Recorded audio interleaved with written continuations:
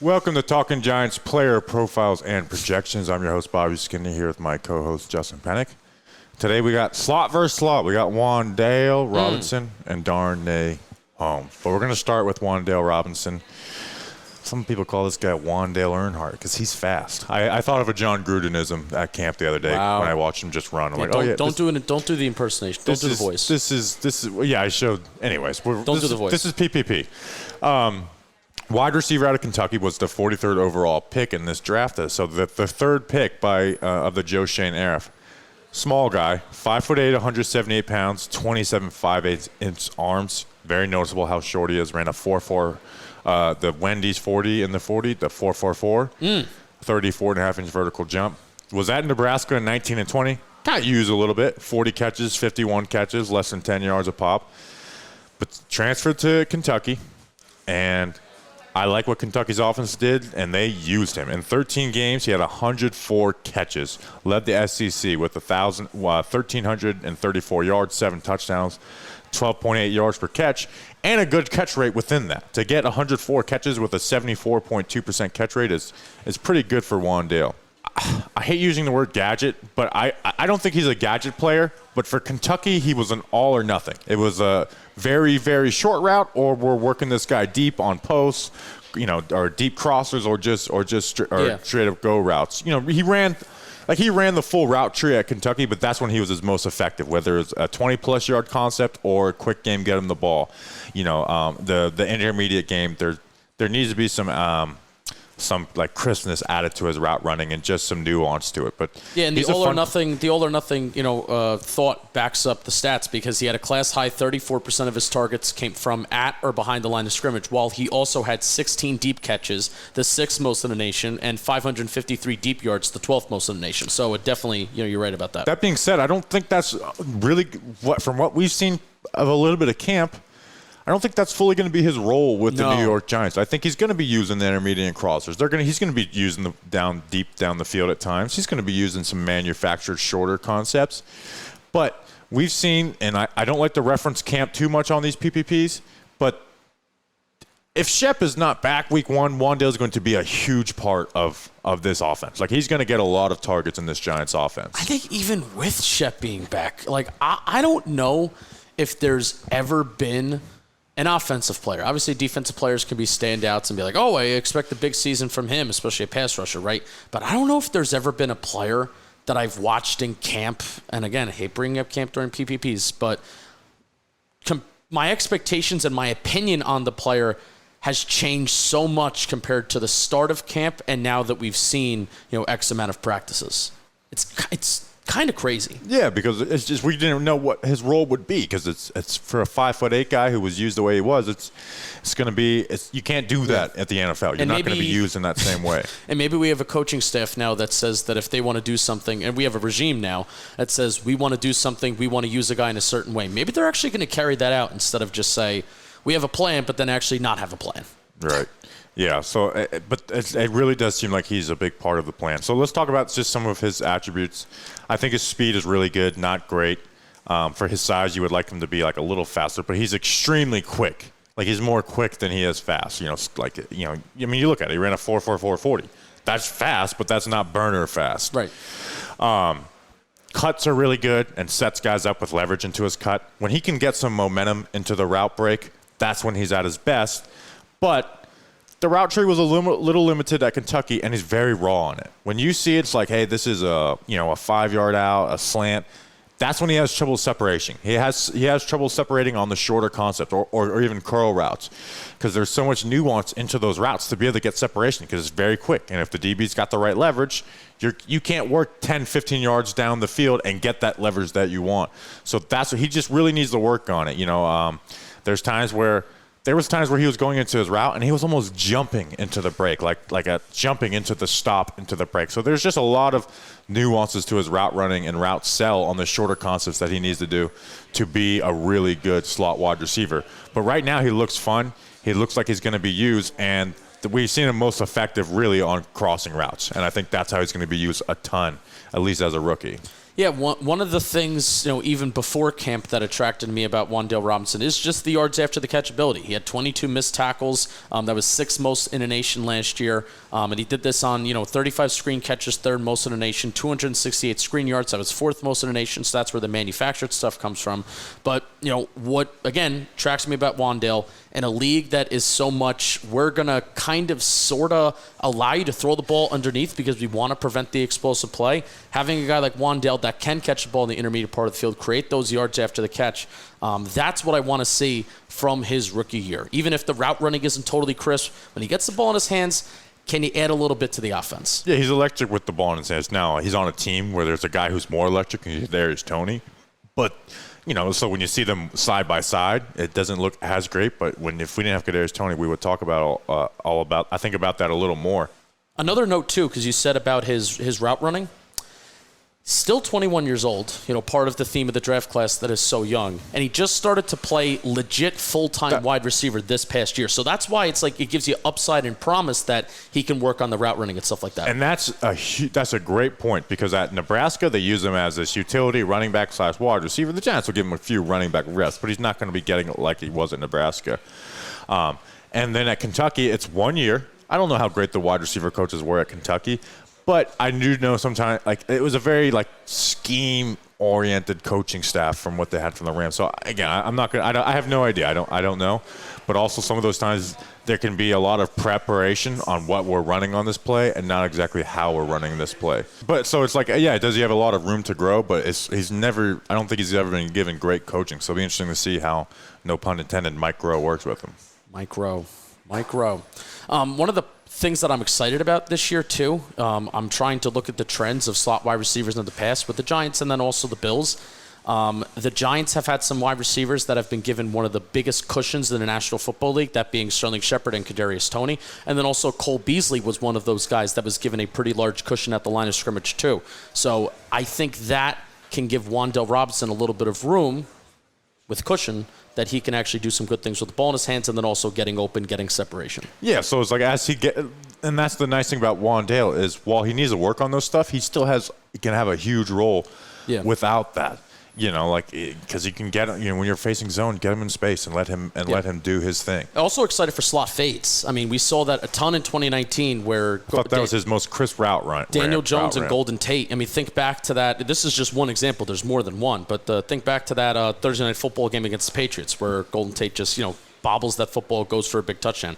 I think that was one of the more successful plays that he ran at Kentucky. Yeah. And I think that's one of Daniel Jones' most successful plays because there's no need to put it back shoulder. There's no need to lob it up. It's just hit your guy in stride, and then hopefully that'll lead to some big plays this year. Yeah, for a guy who had some struggles with route running, that was noticeably a really good, and at 5'8", that was a really good route that he ran. So from looking at the draft notes we had, is he can really test safeties on deep crossers and posts. Like Lewis Seen, who was drafted in the first round as a safety, a lot of guys loved him. I didn't love him so much, but he killed Lewis Seen on a post route, and he ended up dropping it. But he killed him on that. And that was a game I watched with Seen where I wasn't as enthralled with him. So those deep routes, he can do it, but we haven't seen much of it in practice so far. But it's something that I think he can really test safeties on those. And when he's running deep routes, it leads to those deep curl and comeback routes. So as he gets the nuances, there'll be times where he just has that cushion like you were talking about. Mm-hmm. And for a guy who's 5'8", I think he can leap and contort to really bad throws well. Yeah. He's never going to be like a contested catch guy, but if there's a ball thrown behind him, he contorts to it well. So he's got a good ability to contort. We don't want him playing the outside running fades at the 3-yard line. But you miss him a little bit on a 20-yard dig, he can kind of get to that ball. Yeah. So, before the draft, after the draft, and after we took Wan'Dale Robinson, there were guys like John Mechie, Jalen Tolbert, Alec Pierce, Sky Moore. They all went after Wan'Dale Robinson, but I think at the time we were all like, they probably should maybe be ranked ahead of Wan'Dale Robinson. But now and again, we hate bringing up camp, but I almost feel like you have to in Wan'Dale Robinson's PPP. But now we're seeing camp, now we're seeing that how he's being used and what the vision is for Wan'Dale Robinson in this offense. Even without him playing a game yet, I'm feeling already better about that. I will say, so you mentioned 4 names. Alec Pierce, I still Would rather have Alec Yeah. Pierce. I would rather have Wan'Dale than John Mechie, and this is not changed by camp. Sky Moore, I wasn't as high as other people on, but I see it, and because he's a good player. Who was the other one? Alec Pierce, Sky Moore, John Jalen Mechie, Tolbert. Jalen I Tolbert. probably would rather have Wan'Dale than Tolbert. Tolbert Yeah. probably has a little bit of a higher ceiling, but I had them both as early third round guys. Okay. But Alec Pierce is the only one where I clear cut would rather have him than Wan'Dale Robinson. All right. All right. Anything else before we go to Bareburger? I would love to go to Bareburger. And then Darnay Holmes. I would love to go to Bareburger, and then we'll go to Darnay Holmes. And Bareburger, they got something for everyone, yes, even you. Their burger joint, they don't like to be bogged down by the labels. Wan'Dale Robinson doesn't like to be bogged down by the fact that, hey, maybe he was taken a little bit early. Maybe he should have been a second-round pick. He doesn't like to be bogged down by any of it, and Bareburger doesn't like to be bogged down by it either. The only dietary restriction you'll be limited to is food that is made to taste great. Bareburger Kitchen Bar, they have a happy hour that's the best in New York City, 12 to 7 p.m. Monday to Friday. They have exotic burgers, elk burgers, ostrich burgers, and bison burgers. Bar bites at Bareburger Kitchen and Bar, where all food items are for $9.95 Monday to Friday, 4 p.m. to 7 p.m. There's some cool notes, too, where they have 2 Nashville sliders, 6 PBRs, and a martini for all under $20. Click the link in our description to find yourself at your favorite new happy hour spot, burger joint and luncheon, Bareburger Kitchen and Bar. Thank you to Bareburger for sponsoring our PPPs. All right, let's talk about Darnay Holmes, 5'10", 195 pounds, 24 years old, out of UCLA. Was a 4th-round pick in the 2020 draft, heading into year 3. Here's a fun fact. Yeah. I knew this stat after his rookie year. Darnay has never allowed a touchdown in the NFL. Never. But let's go through some of his advanced stats. So opposing QB when targeting him stats. In 2021 in 11 games, he was 22 of 33 opposing QBs were, so 67%. 213 yards, so that's pretty good. 6.5 yards per attempt, 9.7 yards per completion. 0 touchdowns, 1 interception, and a 77 QB rating, which was better than his rookie year where he played 12 games, allowed 75%, 33 of 44. 343 yards, 7.8 yards per attempt, 10.4 yards per completion, 0 touchdowns, 1 interception, and a 91 QB rating. So he definitely got better. The past 2 years, his average depth of target was 7.7, so a little higher his second year, and then 5.5 his first year. So Darnay isn't some great nickel corner, but he's a solid nickel corner. You know, and I got some comparative stats to show the worst of nickel corners and the best of nickel corners to kind of see where Darnay lies, and it's in the middle. Grant Haley, he had a 9.5 yard average depth of target with 8.8 yards per target. Not where you want to be. Corey Ballantyne, 11.6 average depth of target with 9.4 yards per target. Not where you want to be. Now, Bryce Callahan, who's one of the best nickel corners in the NFL. Where you want to be. 11.3 yards per target, so much more. 8.0 yards per attempt. So a little actually worse than Darnay, but only allowed 56% of his passes compared to 67 and 75 with Darnay. So that's Darnay is not going to give up big plays. He's not going to lose you games, but also he's going to let stuff happen underneath him. And it wasn't just Patrick Graham's coaching style. He allowed stuff underneath him. But what makes you say that, though? Because in my brain, at least in 2020, like 2021, there are people that said that Darnay Holmes played better. First of all, when he was healthy and when he was available on the field, he only played for 37% of those defensive snaps. So when he was healthy, when he was out on the field, he only played 37% versus 2020, when he was readily available and healthy, he played 55% of the defensive snaps. So people say that Darnay Holmes played better in 2021. Why and how are those 2 seasons different? Because I'm going to be honest, I can't even fully tell you. His completion percentage was 9 points better. His yards per attempt was 1.3 yards better. His yards per completion were 0.7 yards better. Still didn't have as many defensive holding calls that he did his rookie year, even though one was bogus versus the Bengals. A 14-point better QB rating. The average depth of target was a little bit higher within that. Which I actually think the average depth of target being higher in 2021 is better, because 2020 very much used as, we're just going to keep everything in front of you. You're going to come up, you're going to play. So the fact that it was higher means that maybe Patrick Graham was relying on him a little bit more. So does that make sense of why I actually think the average of the target being higher is a good thing for him? And the Giants did play a little more man on third down this past season. They didn't play more, like a ton more man coverage in general, but on third down they did more. But the thing that's holding back Darnay is he's a fine nickel corner and zone, but you can't really trust him in man coverage. Like he can get worked in man coverage, and that's the take I had the other day about Camp. It's like he's had these interceptions and stuff, but he's also got picked on a lot too. Like, guess who's covering people are excited about Wan'Dale. Guess who's covering him? Darnay Holmes. So Darnay, when he's put in man coverage, which he's going to have a lot more opportunities of that with Wink Martindale, there are issues. Not like, god awful, but there is times where he gets beat pretty good. And we also haven't seen him targeted super deep in camp too. So even though you said he's not going to allow a big play, because he hasn't been asked to work in man coverage all that often in his NFL career, will he allow the big play when he's asked to work in man coverage? I think he plays safe ball from the corner spot, and I think that's what those numbers say. And people are like, well, why does Darnay struggle man? Well, here's one thing. Aaron Robinson and Cordell Flott are two guys who played slot corner in college.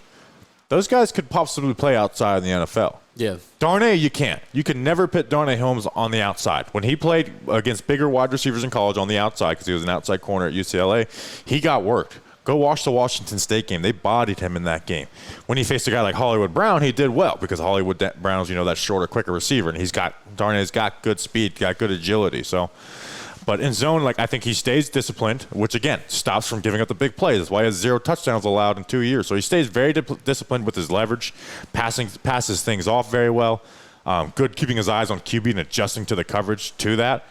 So again, Darnay's a guy who's never going to get you beat, but he's not going to be a huge playmaker in the pass game. Either. Even though he had that interception versus the Eagles was very nice. Yeah, and we've seen Darnay play confident. And again, we're bringing up camp. Seen Darnay play confident in camp. Yeah. So again, I feel like it sounds maybe like we're a little down on Darnay, but it's like he's a solid player, but he's never going to be some great nickel corner in the NFL. He's a solid player that you can win with as your nickel corner. He was on the 9th ranked defense as a rookie. It got better his second year, and on that 9th ranked defense, they had one of a horrible cornerback 2 situation with very little pass rush. Yeah. So again, he's a capable nickel defender, but he's never going to be one of the top nickel defenders in the league, and he's not great versus the run. As the league becomes more and more needing your nickel corners to be better versus the run. Absolutely. So again, it's just Darnay is someone you trust. I want him on this team. We talked about Julian Love a couple days ago. Julian Love's a guy you can trust. Darnay Holmes is somebody that I can trust to go out there and play the right way and not lose me games. Because guess what? I brought up 2 guys who have lost games for the New York Giants in the past. But I don't think he's ever going to be at that level where the completion percentage against him is in the 50s. I think it's always going to be between 60 and 70. He won't be targeted a ton down the field because he's disciplined, because he has good speed, and you're not going to have a bunch of contested catch opportunities out of the slot. So he's stuck in the slot. So again, that kind of limits him as a player. But again, Darnay Robinson is a fine player to have on your team. He's a good player on your team. For a 4th round pick, Darnay Holmes is a successful 4th round pick. Yeah, and that's a good point bringing up some of the other slot corners that we've had in years past, because it's been that position that has derailed the entire defense, where it's I feel like the outside corners are okay, or I feel like this is all right, whatever. But it's been you watch some Giants games too throughout 2019, and it's the slot, whoever's that slot wide receiver that week is just killing our defense. So the fact that we've had Darnay Holmes out here, obviously was hurt last year for a good chunk of the year, but 2020, he was here for the majority of it. He adjusted well to the NFL. Hopefully he could stay. Another guy on this Giants team where we're ending a PPP saying hopefully he could stay healthy and contribute for a full year. It's a very interesting year for Darnay though, because back-to-back years in the 3rd round, the Giants have drafted a guy to play his spot. Yeah. Dave Gettleman and Joe Judge, they drafted Aaron Robinson to play that nickel corner position. And we saw it earlier in the year. They were playing Rodarius Williams over him. I don't agree with that, but they did play him over him. And so, obviously they viewed that as a position of upgrade. And then with Joe Shane and co, they draft Cordell Flott, in the 3rd round. Yep. So it's, the past 2 GMs in the past 2 years have looked at that as a position they want to upgrade. So this is a big year for Darnay. Is he going to be a really solid nickel corner and it's going to come and get my job? Or are we going to talk about how great of depth he is going into his player profile projection next year? But it's hard to ignore that smile, and that's why he's got the job right now. Yeah, we love Darnay. CD Lamb. I'm not going to finish that. CD's nuts. CD Lamb. We appreciate you guys. We'll be back tomorrow with another player profile and projection. Check out all that we've been doing, episodes every single weekday, all types of other stuff. So until tomorrow, let's go Big Blue.